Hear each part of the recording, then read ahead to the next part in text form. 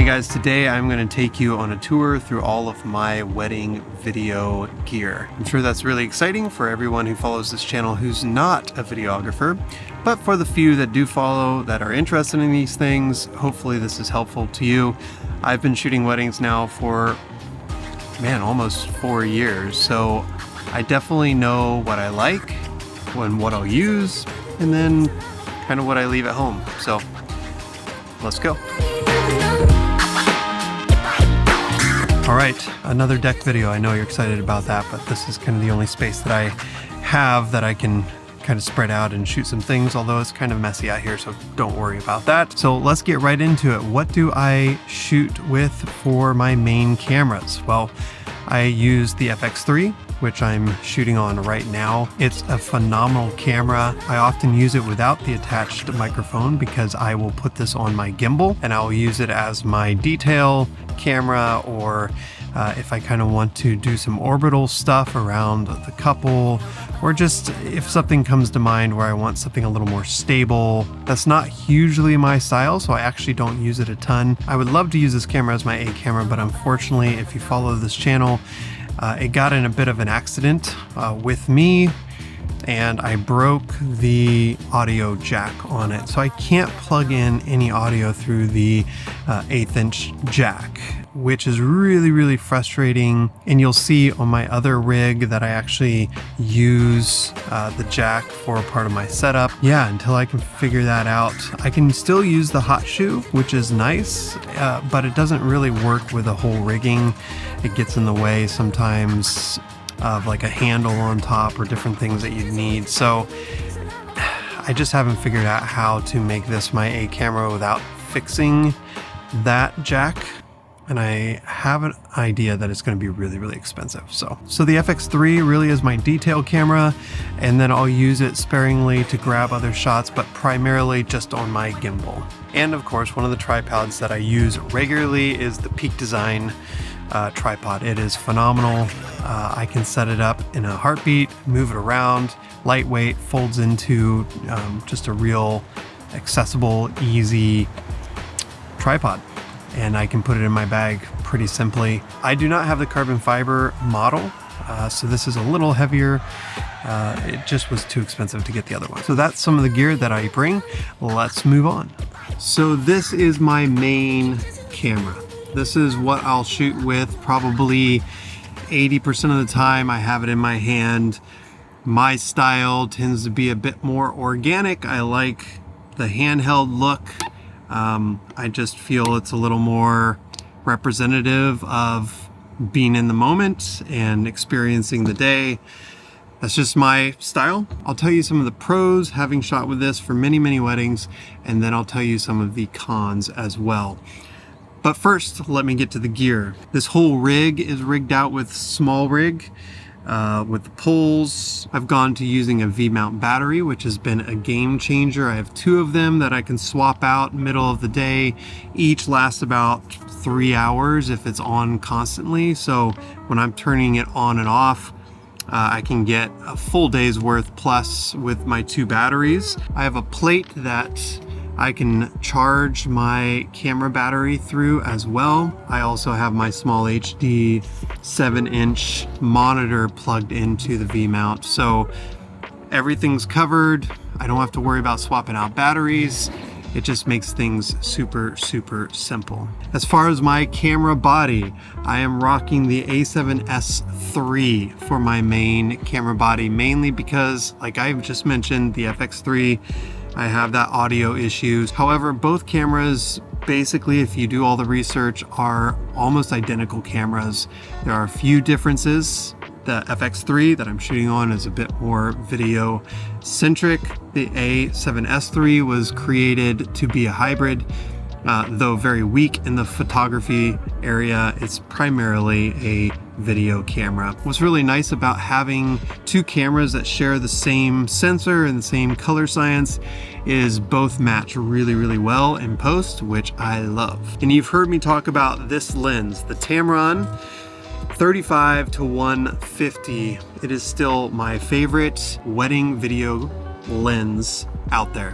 And I know I haven't tried all of them, But as far as a daily driver, one that I can just put on and not worry at all about missing any shot, that's the lens. I can punch into 150 and get some amazing tights while also coming back to 35 if I want to get close and kind of have more of a natural feel. It really is the best lens for wedding videography that I have ever used. Not to mention it's super fast, 2.0 to 2.8. You just don't see lenses like that. I've used it. It has been flawless. Get one if you are doing wedding videography. When it comes to microphones, I could probably do a smaller one, especially even the one that I have on my other camera. However, I don't know if I'm going to be outside or inside, so to have a nice covered microphone to catch all of the audio if I miss it with a lapel or something like that, it's just been huge for me. And this is kind of weird, and I know that the screen on top also gives it away, but this helps people understand that I'm a videographer and not a photographer. When you have a big old mic on there and a big old screen, people see the rig and they're like, okay, he's shooting video, not photography. If you know, you know. So what else? Probably the thing that I use more than anything else throughout a wedding day is this right here. No joke, it's my ND filter. I have the Peter McKinnon 2:5. I have a 6:9, but I just use the 2:5. I am turning that nonstop, especially when I'm doing weddings that go from dark to light to dark. I am moving that around constantly, especially paired with the Sony dual ISO, so I can bump up the ISO and I can use the ND filter to get the exact shot that I want. All right, now the cons. As you can see, this isn't a small rig. If you're looking to be incognito, you want to be small footprint, you just want to be kind of blend in, this is not your rig. I try to place myself in places that doesn't draw attention. However, I know that this does draw attention. It's just big. Also, maybe you have a couple that's a little camera shy. This is not going to help that. So that's a con. You know, if you point this in someone's face, they're probably going to get a little nervous if they've already been nervous about cameras. Even the ones who have been a little like, whoa, at the very beginning of a wedding, usually by the end, they could care less. Whether I have a big camera, small camera, gimbal camera, like they just enjoy the day, especially if I make them feel comfortable. So that hasn't been a huge issue for me. The other thing is because it's such a large form factor, it's heavy. The lens is heavy, the camera body is heavy, having a V-mount battery is heavy, having a small HD 7-inch screen on top, all of that equals a lot of weight. And yes, I feel it at the end of the day. It is extremely heavy. I've tried smaller screens like the 5-inch. Can't really get a feel for what the video is going to look like. So this 7-inch is a game changer. It really immerses me in capturing what I want to capture. There it is. That's my everyday camera. It also has a mount that I can mount it on my tripod, especially for the toasts and things. I found I don't want to hold the camera the whole time, so to put it on a tripod right away. The last thing that I will say is because it is actually balanced very well, the V-mount battery kind of counterweights the heavy lens, and then the screen is in the middle along with the camera body. So if I'm holding it, it is fairly sturdy. Like I can get some very, very steady shots off of this, especially with the active steady shot inside the Sony cameras. It really is a great setup. All right, I have my backpack here. It's a think tank backpack. I think I got it because I saw a YouTuber that did a lot of stuff. He basically said this was one of the best ones. So when I was buying all my gear, that's what I picked. So what I have inside that I make sure that I bring to every wedding, I've talked about these a ton, are my DR10L Tascams. I'm going to put out a video here pretty soon about all of the audio that I use. So I'm not going to spend a lot of time here talking about it, but it's these devices right here.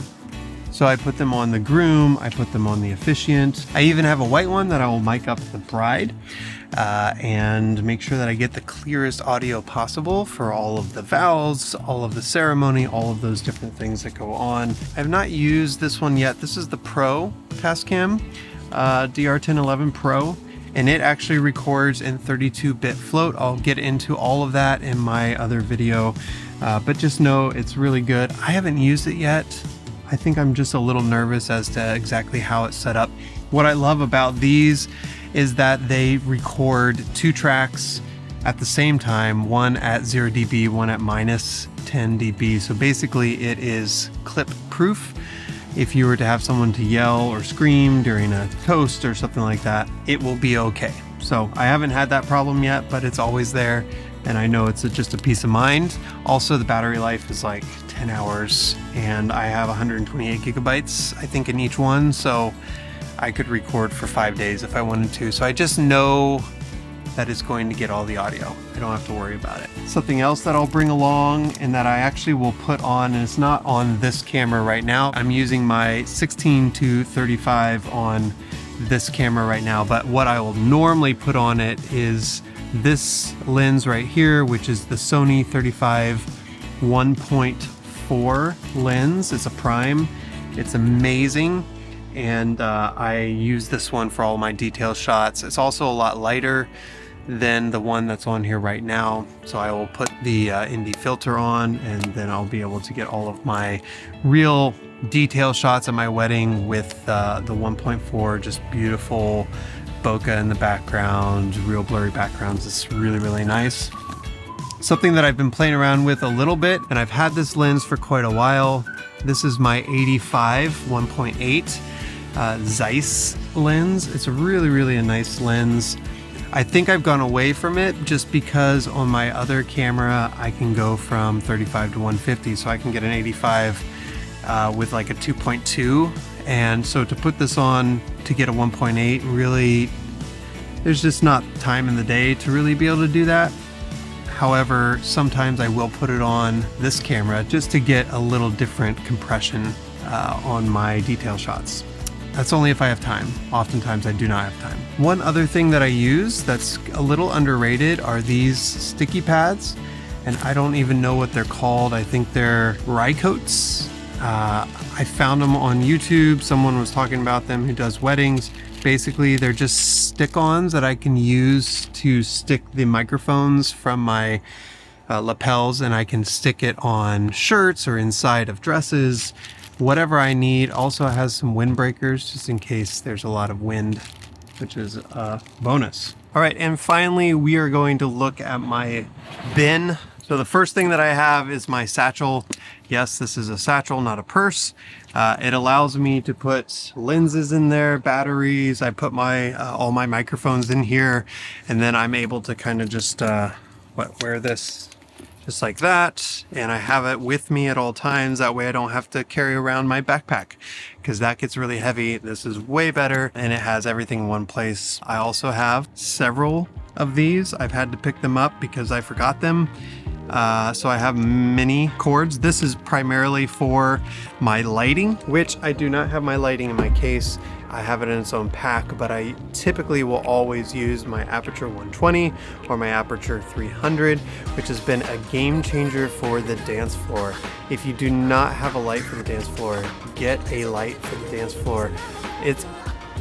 It's almost 100% necessary. And what I'll do is I'll put the cone on it, and then I'll put a little white filter over top, so it's not harsh, but it's still a very harsh light, which actually, when you're getting footage on the dance floor, it looks really nice. You can use it as kind of the background, and you can use it to play around with during dances and things like that. So very, very helpful, but you need to power them. So there might not be power readily available. You might need to string a couple of these together or get another V-mount battery for your lights. That's an option as well. And then finally, I always have this backpack, and this is my audio backpack. In this backpack, I have my Tascam 8, which this will record. I usually record off of all of the DJ's stuff for the ceremony, for the toasts.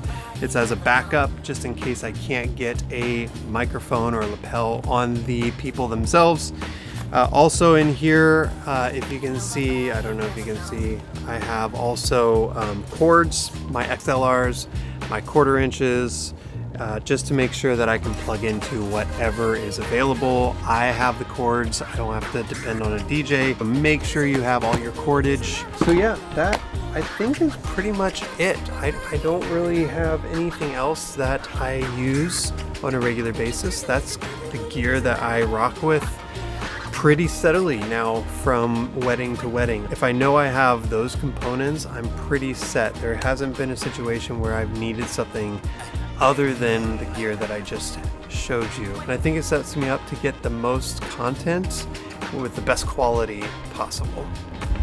Oh, and I always use my Mavic 2 Pro as the drone of choice. Currently, I got that again when I got all my gear. And it is a rock star. It gets through any kind of wind that I need. It really is a great performer. I understand that regulations might be changing where I'm going to have to upgrade, but at this point, especially for wedding videos, you don't really use your drone to get really tight or up close pictures, and it does a great job. I know the Mavic 2 is a little old school, but it really does the big venue shots that I need. Really those opening shots or shots of where you're at. It does a great job with that, and I've had a lot of fun with it. So thanks guys for coming along on this one. Hopefully this was helpful for you. Hopefully you learned a thing or two. Tell me in the comments what gear you use. If you are a videographer, what gear do you use week in, week out?